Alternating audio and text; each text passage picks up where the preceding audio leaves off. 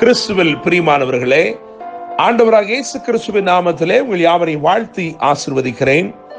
இந்த நாளுக்கென்று தேவன் நமக்கு அருளி இருக்கும் ஜீவ வார்த்தை ஏசாயா தீர்க்க தரிசன புத்தகம் 40ஆம் அதிகாரம் 31வது வசனத்தில் இருக்கிறது. கர்த்தருக்கு காத்திருக்கிறவர்களோ புது பலன் அடைந்து கழுகுகளைப் போல செட்டைகளை அடித்து எழும்புவார்கள். அவர்கள் ஓடினாலும் இளைப்படையார்கள், நடந்தாலும் சோர்ந்து போகார்கள். என்னை கேட்கிற தேவனுடைய பிள்ளைகளே, இந்த நாள் கிறிஸ்துவுக்குள் உங்கள் பலனை புதுப்பித்துக் கொள்ளும் ஒரு நாளாய் இருக்கிறது. ஒரு புது பலனால் இன்றைக்கு தேவன் உங்களை நிரப்பும்படிக்கு விரும்புகிறார். A day of renewal of strength, a day of receiving the strength that is available in Christ through the Holy Spirit. கழுகு அழகாய் தன் கூட்டை உயரத்தில் கட்டி தன் குஞ்சுகளை அதிலே வைத்து சுவையுள்ள உணவை ஒவ்வொரு வேளையும் ஊட்டி சிறப்பாயவைகளை வளர்க்குமாம். சற்று வளர்ந்த அந்த கழுகின் குஞ்சுகள் தங்கள் கால்களாலே, அதாவது தங்கள் கால் பலத்தால் கழித்து அந்த கூட்டுக்குள் அங்கும் இங்குமாக ஓடி மகிழும். அது விஸ்தாரமான ஒரு கூடாக இருக்கிறபடினால் அது அங்கும் இங்கும் ஓடி அந்த கால்களின் பலத்தினால் கழித்து கெம்பீரிக்கும். அதற்கு இறகுகள் இருக்கிறது என்றும் அதற்கு செட்டைகள் இருக்கிறது என்றும் அவைகளை அறியாமலேயே இருக்கும். அப்படியே அது வளர்ந்து வருகிற வேளையில் உபாகமம் 32:11 சொல்லப்பட்டது போல அதே தாய் கழுகு தன் கூட்டை கலைத்து தன் குஞ்சுகளின் மேல் அசைவாடி தன் செட்டைகளை விரித்து அவைகளை எடுத்து தன் செட்டைகளின் மேல் சுமந்து பறக்கும் என்று எழுதியிருக்கிறது. அந்த கூடுகள் களையப்படும் பொழுது அது கீழே விழும். அந்த குஞ்சுகள் கீழே விழும் பொழுது அவைகள் அப்பொழுதுதான் கண்டுபிடிக்கும் தங்களுக்கு செட்டைகள் இருக்கிறது என்றும் அதன் சிறப்பம்சம் இன்னதென்றும் அப்பொழுதுதான் அறிந்து கொள்ளும்.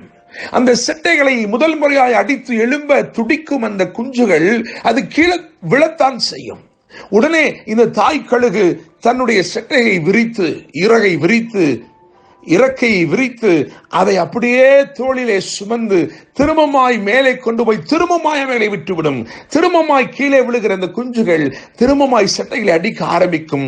தன் புது பலனை புரிந்து கொண்டு, தன் புதிய பலனை அறிந்து கொண்டு அந்த செட்டைகளை அடித்து எழும்பும் பொழுது அது ஏற்கனவே இருந்த கூட்டை விட இன்னும் உயரமாய் எழும்ப ஆரம்பிக்கும். தேவனுடைய பிள்ளைகளே, இன்றைக்கு ஆண்டவர் அந்த புதுபலனை குறித்து தான் பேசுகிறார். கர்த்தருடைய வேலைக்காய் காத்திருக்கிற உங்கள் வாழ்க்கையிலே நீங்கள் விரும்பாத விதத்திலே அல்லது உங்களால் புரிந்து கொள்ள முடியாத விதத்திலே சில கிரியைகளை கர்த்தர் செய்கிற போதிலும், சில கூடுகள் கலைக்கப்படுகிற போதிலும் அது தீமைக்கு எதுவானதல்ல, நன்மைக்கு எதுவாகவே இருக்கிறது. உங்களை பற்றி அவருடைய நினைவுகள் அனைத்துமே நன்மைக்கு எதுவானதா இருக்கிறது என்று எரேமியா 29:11 எழுதியிருக்கிறது. என்னை கேட்கிற தேவனுடைய பிள்ளைகளே, ஒரு புதிய பலத்தை தேவன் அருளுகிறார். இந்த நாள் கழுகின் குஞ்சுகளுக்கு கிடைத்த அந்த புதிய அனுபவத்தை போல தேவன் சில அனுபவங்களை கொடுத்து உங்களுக்குள்ளே தேவன் வைத்திருக்கிற மகத்துவ வல்லமை எவ்விதமாய் கிரியை செய்யும் என்பதை உங்களுக்கு இன்றைக்கு உணர்த்த போகிறார். தேவனுடைய பிள்ளைகளே, ஒரு புதிய பலன், இதுவரைக்கும் கண்டிராத உயரங்களிலே நீங்கள் உலாவும்படி உட்காரும்படி தேவன் மகிமையான காரியங்களை இந்த நாளிலே செய்ய போகிறார். நான் 3 காரியங்களை வேதத்திலிருந்து சொல்லும்படி விரும்புகிறேன். தேவனாலே புது பலனை பெற்றவர்கள் எப்படியாக செயல்பட்டார்கள்? நியாயாதிபதிகளின் புத்தகம் 8ஆம் அதிகாரம் 4ஆம் வசனத்தை கவனிக்கும் பொழுது, கிதியோனும் அவனோடு இருந்த 300 பேரும் யோர்தானை கடந்து விடாய்த்திருந்தும் சத்துருக்களை தொடர்ந்தார்கள் என்று எழுதியிருக்கிறது. அவர்கள் விடாய்த்து போன சூழ்நிலை அது அவர்களை நிறுத்தி போடவில்லை. அவர்கள் அந்த புது பலனை அடைந்திருந்தபடினால் விடாய்த்திருந்தும் சத்துருக்களை தொடர்ந்தார்கள். நீங்கள் அந்த பகுதி முழுவதையும் 7ஆம் அதிகாரத்தின் கடைசி பகுதிகளை வாசித்து பார்க்கும் பொழுது நீங்கள் அறிந்து கொள்ளலாம். அங்கே ஓரேப், சேப் என்பவர்கள் ஏற்கனவே சங்கரிக்கப்பட்டு விட்டார்கள். யோர்தானின் துறைகளை கடக்கக்கூடாதவர்களாய் அவர்கள் முடிந்து போனார்கள். இப்பொழுது எல்லா ஜனமும் கலிகூர்ந்து கொண்டிருக்கிறது. எப்பிராயீமர் ஆர்ப்பரித்துக் கொண்டிருக்கிறார்கள். ஆனால் இந்த கிதியோனுக்கும் அவனோடு இருக்கிற 300 பேருக்கும் தெரிகிறது, நாம் இன்னும் தொடர்ந்து போக வேண்டும். காரணம், சேபாவும் சல்முனாவும் இருக்கிறார்கள். இந்த புது பலனை பெற்றுக்கொண்டவர்கள் நிச்சயமாய் முழுவதையும் சுதந்திரிக்க நினைப்பார்கள். தேவனுடைய வாக்குத்தத்தம் அனைத்தையும் சுதந்திரித்துக் கொள்ளும்படி அவர்கள் செல்வார்கள். இன்னுமாக இரண்டாவதாக 1 ராஜாக்கள் 18:46 அதை கவனிக்கும் பொழுது, கர்த்தருடைய கரம் எலியாவின் மேல் இறங்கி அதனாலே ஒரு புது பலன் அவனுக்குள் வந்தபடியினால் அவன் ஆகாபின் ரதங்களை முந்தி ஓடுகிறதை பார்க்கிறோம். ஆகாபின் ரதங்கள் சீறி பாய்ந்து கொண்டிருக்கிறது, ஆனால் அவனோ அவைகளை முந்தி ஓடி போகிறான். என கேட்கிற தேவனுடைய பிள்ளைகளே, இந்த புது பலனை தேவன் உங்களுக்கு அருளுவதினாலே நீங்கள் வாக்கு பண்ணப்பட்டதை முழுவதுமாய் சுதந்தரித்துக் கொள்வீர்கள். இன்னுமாக ஆகாபின் ரதங்களை எல்லாம் அல்லது உங்களை முந்தி சென்ற எல்லாவற்றையும் நீங்கள் முந்தி செல்லுவீர்கள். மூன்றாவதாக பிலிப்பியர் 4:13 எழுதியிருக்கிறது. அப்போஸ்தலனாகிய பவுல் சொல்கிறான், என்னை பலப்படுத்துகிற கிறிஸ்துவினாலே எல்லாவற்றையும் செய்து முடிக்கிற ஒரு பலன்.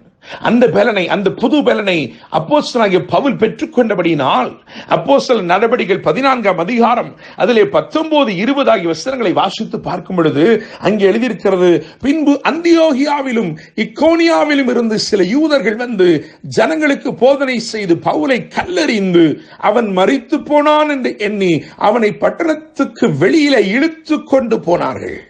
20ஆம் வசனம் சொல்லுகிறது, சீஷர்கள் அவனை சூழ்ந்து நிற்கையில், தேவ மனிதர்கள் அவனை சூழ்ந்து நின்று ஜெபம் பண்ணின பொழுது அவன் எழுந்து அவன் திரும்ப பட்டணத்திற்குள் போனான், பிரவேசித்தான் என்று எழுதியிருக்கிறது.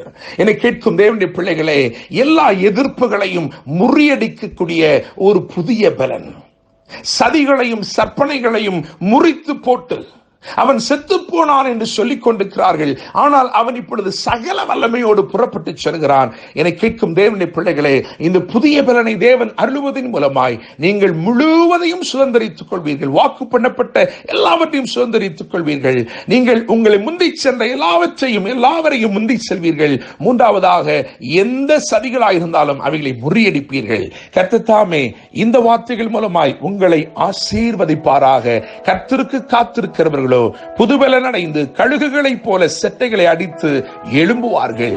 அவர்கள் ஓடினாலும் இளைப்படையார்கள், நடந்தாலும் சோர்ந்து போகார்கள். என்று அன்புடன் pastor Daniel Moses. God bless you.